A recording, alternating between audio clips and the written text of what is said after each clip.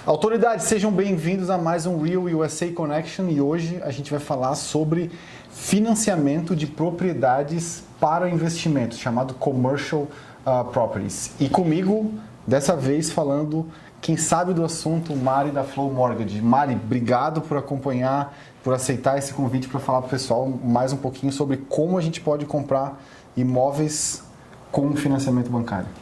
É um prazer, obrigada a você pelo convite. Então, a Flow América é um mortgage broker, então nós temos parcerias com vários bancos para oferecer vários tipos de produtos para todo tipo de cliente. E Mari, na semana passada eu botei um vídeo onde eu mostrei para uma pessoa 3 propriedades e elas tinham como característica, era um prédiozinho com 4 apartamentos. Sim. Mas isso a gente pode multiplicar por tamanho que for. E eu estava falando para ele como o investimento se torna melhor quando a gente faz o financiamento dessa propriedade. Ou seja, a gente alavanca. Em vez do investidor botar lá os 600, 700, 1 milhão de dólares para comprar o imóvel, ele pode botar uma fração disso, 30%, 35%, 40%. E a própria Receita paga o financiamento e às vezes ainda sobra um pouquinho. Agora, a dúvida é, quem pode fazer esse financiamento? Como fazer? É difícil? O que o banco analisa? O que o investidor tem que se preparar para fazer para conseguir isso? Enfim, começando do começo, quem pode? Vamos lá. Não só quem pode, mas o que pode, né? Então, assim, aqui considerado commercial, não só o prédio, a loja, o Walgreens, a coisa...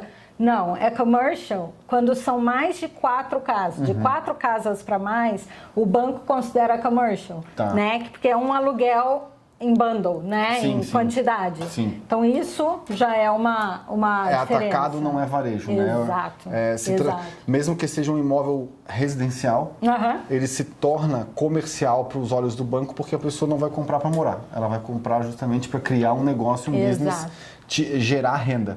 Então, definido isso, a pessoa não pode comprar um apartamento, 2 ou 3. Ele tem que comprar 4 portas ou mais. Para frente, isso. Quais são as características desse financiamento? Em termos de prazo, taxas, é melhor, é pior do que o residencial? É tão bom quanto. Ok. Tá?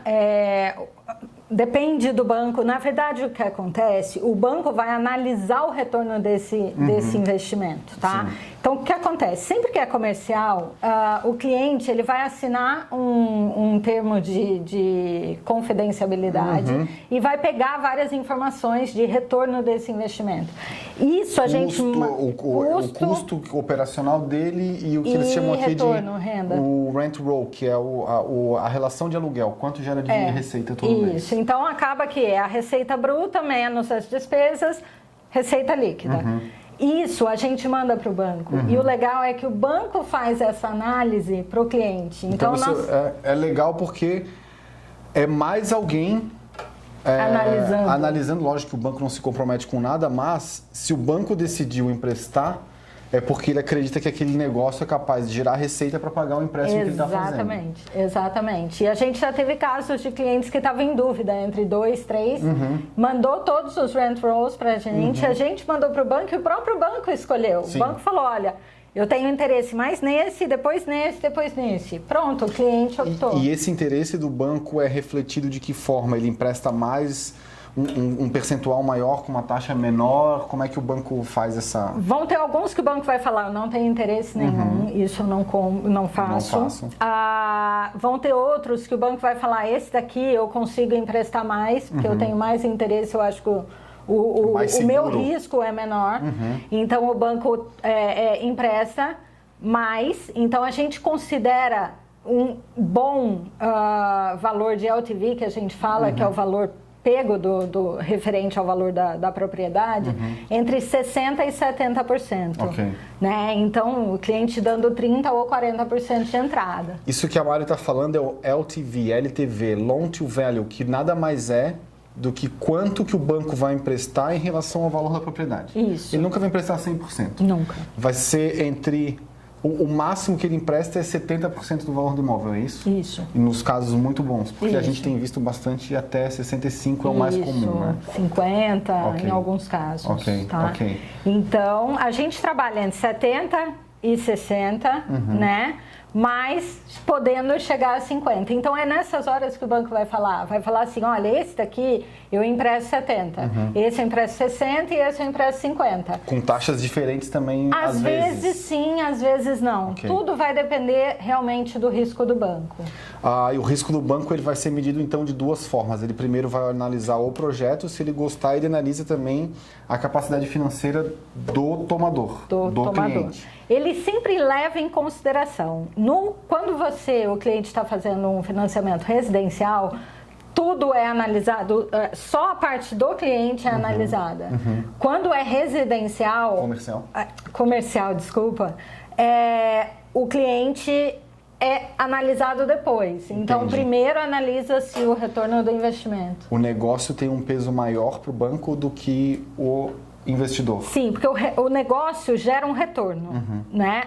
Quando é residencial, o banco não sabe se essa pessoa vai colocar para alugar, se não vai, Sim. quanto tempo vai demorar para alugar.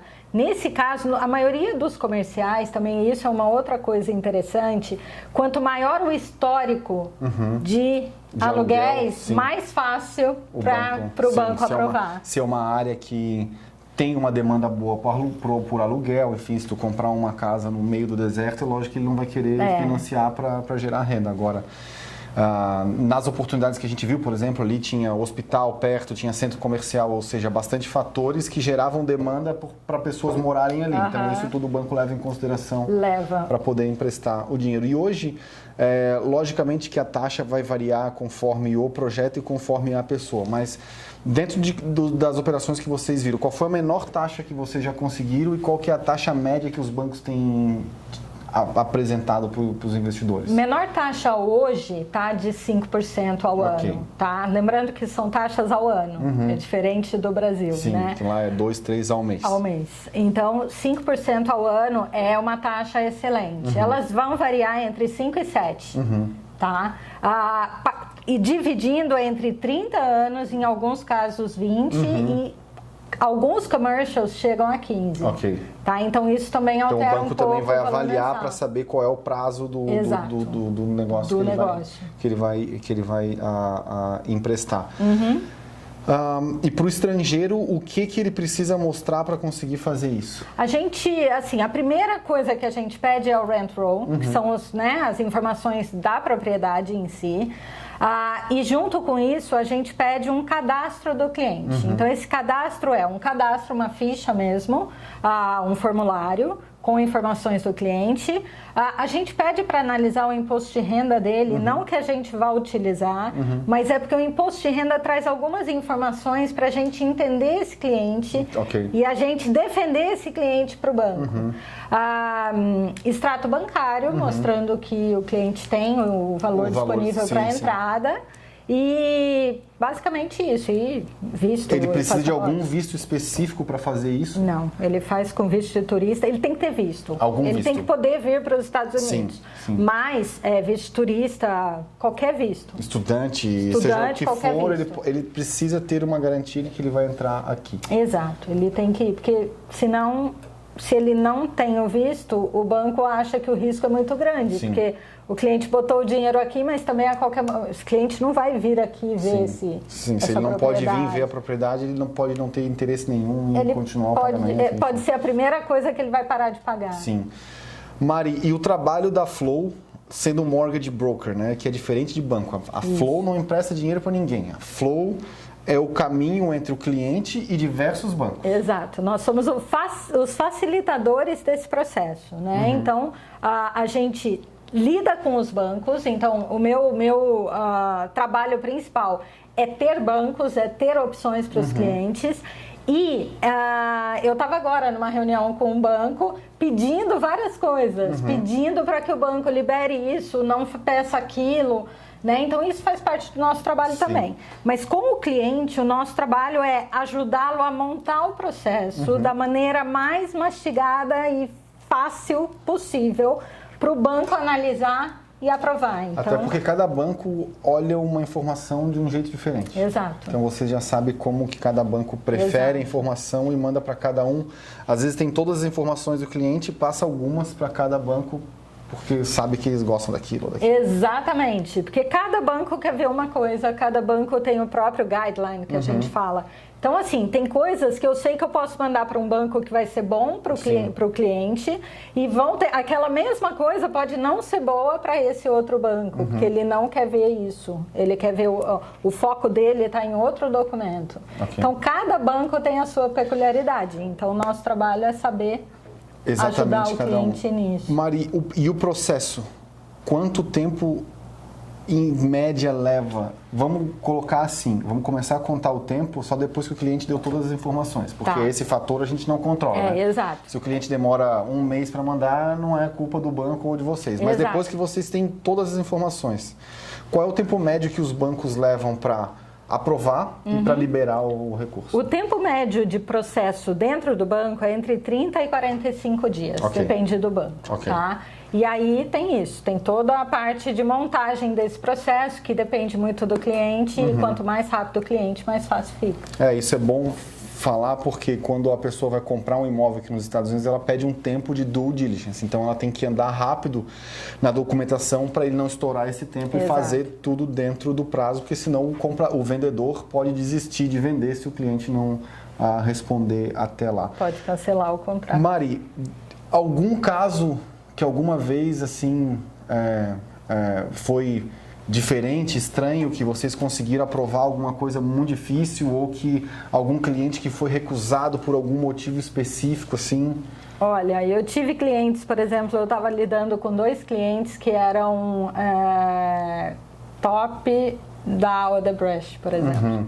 E foi no auge da Lava Jato, do todo o problema, o Marcelo Odebrecht preso e tudo.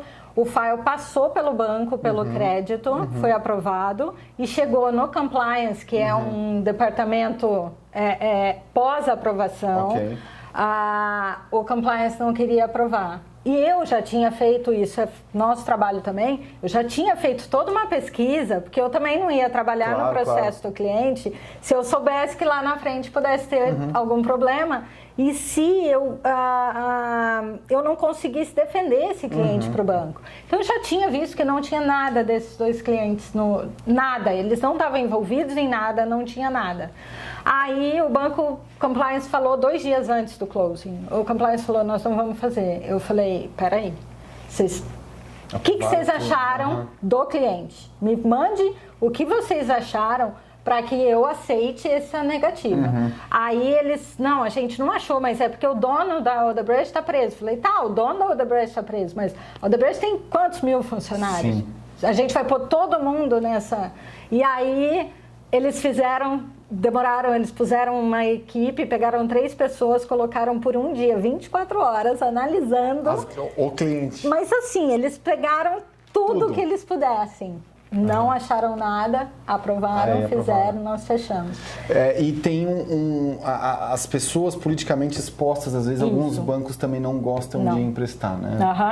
Politicamente expostos são pessoas que foram candidatos e que foram eleitos em algum momento, né? Se já foi, se ele aconteceu... Ele é para sempre politicamente exposto ou tem um prazo para trás que... Ele é para sempre politicamente exposto, mas tudo tem uma explicação. Então, é assim, ele é politicamente exposto, mas ele foi prefeito em de 1986 a 90. Tá, depois disso ele continuou com a empresa dele, com a vida dele, não sei o que, e hoje ele depende da vida dele. Tranquilo.